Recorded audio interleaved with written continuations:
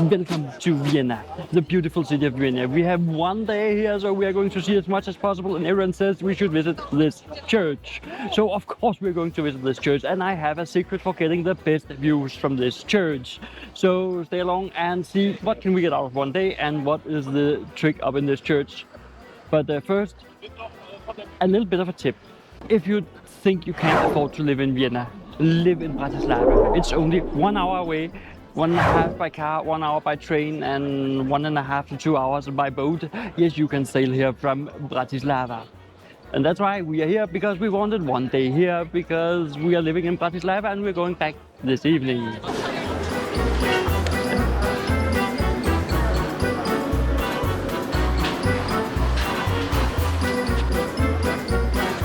Alright, so we tried to enter the cathedral. Only problem was we didn't have cash with us. Yeah, so we have to go out, find a cash machine, withdraw some cash, because here in Vienna, most transactions are done by cash if possible.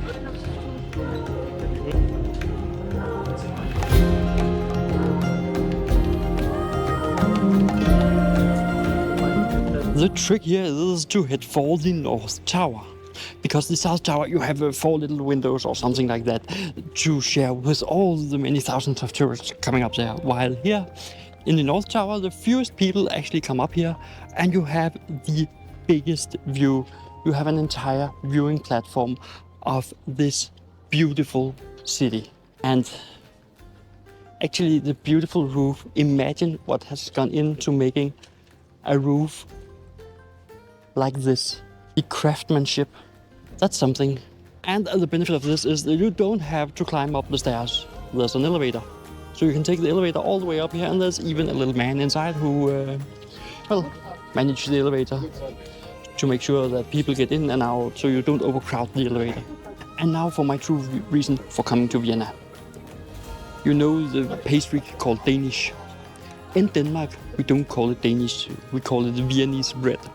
So I'll be heading out and seeing if I can find out what is it called down here. Is it Viennese bread? Is it Danish? What is it called? Is it something else? Is it just pastry? What's the name of it? That is my true reason, and to show you that, well, Vienna in one day is possible, doable, and is recommendable. Hopefully. That we will find out at the end.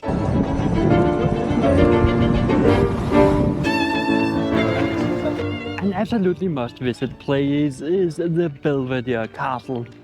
The castle gardens is free, and to enjoy the castle inside you have to pay. There's a museum, there's entrance fees. But the Baroque garden is free and is an absolute must-see while you're here in Vienna. Just to enjoy the beautiful sculptures, the meticulously maintained garden, and to look at this beautiful palace. One fun fact about the Belvedere Castle is that there's actually a vodka named after it. If you didn't know that, you do know now, and no, there's no vodka in the fountains, unfortunately. We have tried. Nope, no vodka.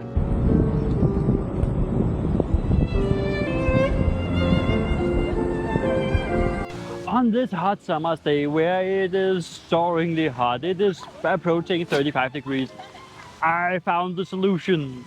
This fountain. Well, it's just like the mist sprayers in the city. The difference is there's no line for it. All the mist sprayers I found in the city, there's a line. Here, well, the water is turning into a mist that is flowing over, and it is nice and chill for the weather. Besides that, the entire wind it is creating gives it a chill. It's a bit noisy, but it is chill. So it's a good way to cool down, and I will write down here what the fountain it is. It's a beautiful fountain, and there's a beautiful statue right behind it. To be honest, this wasn't the plan, so I haven't written up on it, but it looks to be a Russian commemoration, since it is written in Russian. Yeah, I know a bit about languages, enough to say it's written in Russian. So I believe it's a Russian commemoration of the soldiers fallen to liberate this country. I am confirmed in that this is a commemoration for the liberation of this country, the soldiers that has given their all to liberate Vienna. 1945, 1945, 1945. All these 1945s makes it a war memorial. It's simple deduction, and I looked it up. So it is a commemoration for the people fallen during World War II to liberate the beautiful city of Vienna. And they did a very fine job of sparing the city. There are still so many old and beautiful buildings in here, so it is definitely an architectural dream to study the architecture here. Or a building fanatic like myself who likes to look at buildings. It's also one big attraction for me. But there are some great things here that we need to see and to try.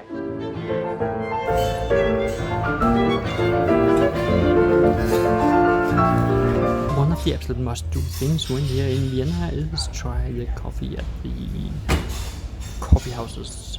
That's why we are here at the Cafe Scherzenberg, this one, because it is one of the must-do things. So let's taste the coffee and see if it's as good as they say. This is also the oldest Ring Road Cafe in Vienna.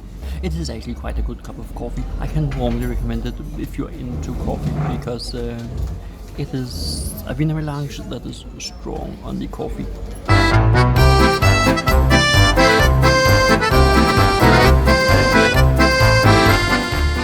Alright, so we have parked the car and we're taking public transport, because public transport in Vienna is so easy to use. But if you are going on and off the public transport, remember to buy a 24-hour ticket. It is 8 euros a pop. So 8 euros a head, and you can jump on and off the public transport. And we actually buy them right here in the tram. So just be mindful they don't have air conditioning, so it's hard. So we have moved a bit out of the city center for this next thing, because it's a must try when you're in Vienna. Right next to many train stations you will find this, the sausage stand, and the sausage stand is very special, and this one is extremely special, and that's why we have come here. You will see in a moment. But when in Vienna, you must try the sausage stands. I'm from Denmark, where we have sausage stands on the streets. This is another level of sausage stand. One thing you just have to be very aware of, and other videos will not tell you this. Other videos will make it look like it is the most silent paradise. It's not. This is one of the busiest roads. So yeah, just be mindful of that, because this is not a place of big relaxation. But the food, well, let's test it out. It is this we are going to try out, so let's test it out. Let's see. It's a sausage with cheese. Let's see if we can find. You can actually see the cheese running out of it. Let's test it out. Extremely delicious. You can taste the cheese. You can taste the meat. It's actually a great snack for 3 people. When we got out here, he did not have any of these ready for us.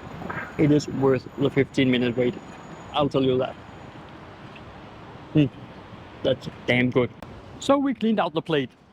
So this must be a thumbs up and saying you need this place. It is only 16.80 euros. It is either a meal for a whole person, and now you can hear the noise. Oh, it's a great snack for 3 to 4 people, and it tastes well. The cheese, oh, the cheese in this sausage is so good. I will warmly recommend it. So let's head on and see what else is of interesting things in Vienna. And if you want to know more about where this place is and how you can find it, then check out my Substack, where I have written much more about it. One of the absolute must-visit places here in Vienna is the Hundertwasser Village. The Hundertwasser Village by the artist Hundertwasser. And as you can see, there are plenty of tourists, so it's a bit loud here. And yeah, that's just the way it is when it's in the middle of summer. But it is such an artistical building. It is such a great place. It is really sparking the imagination. It is the only continuous exhibition of Hundertwasser's art, the artist village. It was his idea, his creation. It was built in the 1960s, and it still stands today as a testament to his creativity. And let's see what else Vienna has to offer, but make sure you put this on your list of things you need to see. One of the places you absolutely must visit in Vienna is the amusement park in the city. Yeah, just like in Copenhagen, they have Tivoli, then in Vienna they have this great amusement park. I actually don't know what it's called, but it's actually quite great. One thing is the admission fee is €0. You can walk straight in. So yeah, what's holding you back? And another thing, out here they have the oldest Ferris wheel in the world. Yeah. The oldest running Ferris wheel in the world is in Vienna. So if you're into that kind of stuff, feel free. I'm going to skip this one due to my crippling anxiety has been way too much raised on this trip. So if you have seen the other episodes, you know what I mean. If you haven't, go back and watch them. But for now, I'm staying foot on the ground. And now for some dinner. And when in Vienna, you know what to eat, so let's see if we can find it.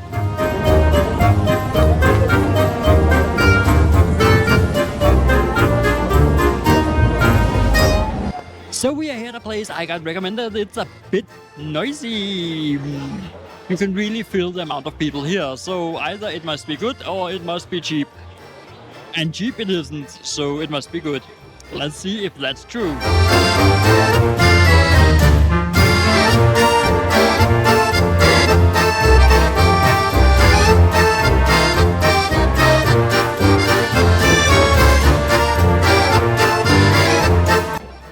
So we finished eating in there. The problem was the noise, so I couldn't record that much. They were too noisy. It is definitely worth a visit. It is a great schnitzel. It is tender. It is not too thick. It's a great Wiener schnitzel, but I have tasted better.